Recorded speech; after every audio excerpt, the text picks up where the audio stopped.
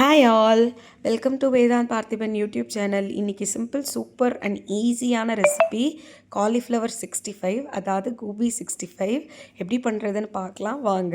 இதுக்கு வந்து சுடுதண்ணி, அதில் வந்து மஞ்சத்தூளை போட்டு நல்லா கொதிக்க வச்சு அதோடு நம்ம க்ளீன் பண்ணி வச்சுருக்க காலிஃப்ளவரை ஆட் பண்ணி அந்த தண்ணியை ஸ்ட்ரெயின் பண்ணி எடுத்துகிட்டு வெறும் காலிஃப்ளவர் மட்டும் எடுத்துக்கிறோம்.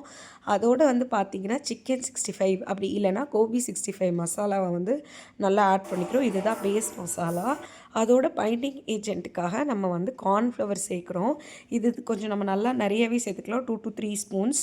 அதோடு பார்த்திங்கன்னா நான் கெட்டியான தயிர் சேர்க்குறேன். இது வந்து நல்லாயிருக்கும் தயிர் சேர்க்கும் போது. தேவையான அளவு உப்பு, தேவையான அளவு இஞ்சி பூண்டு விழுது, இதையும் நல்லா சேர்த்துக்கிறோம். அதுக்கப்புறம் ஒரு ஹாஃப் லெமனை விட ரொம்ப கம்மியான அளவு லெமனை எடுத்து ஸ்குவீஸ் பண்ணிக்கிறோம். இதை நல்லா மிக்ஸ் பண்ணிக்கணும். மிக்ஸ் பண்ணி அந்த கலர் வந்து நல்லா சேஞ்ச் ஆகிற அளவுக்கு நம்ம மிக்ஸ் பண்ணிக்கணும்.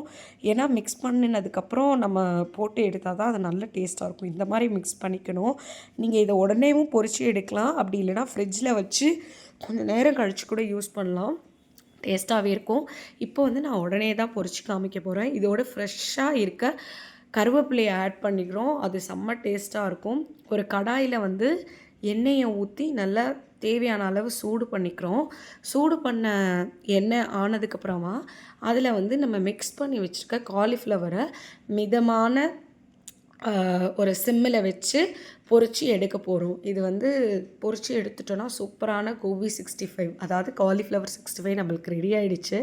செம்ம டேஸ்டியாக இருக்கும். நீங்களும் கண்டிப்பாக ட்ரை பண்ணி பாருங்கள். இந்த மாதிரி ரெசிபீஸ் உங்களுக்கு வேணும் அப்படின்னா நம்ம சேனலை வந்து சப்ஸ்கிரைப் பண்ணிக்கோங்க. ட்ரை பண்ணிவிட்டு சொல்லுங்கள். தேங்க்ஸ் ஃபார் வாட்சிங். பாய்.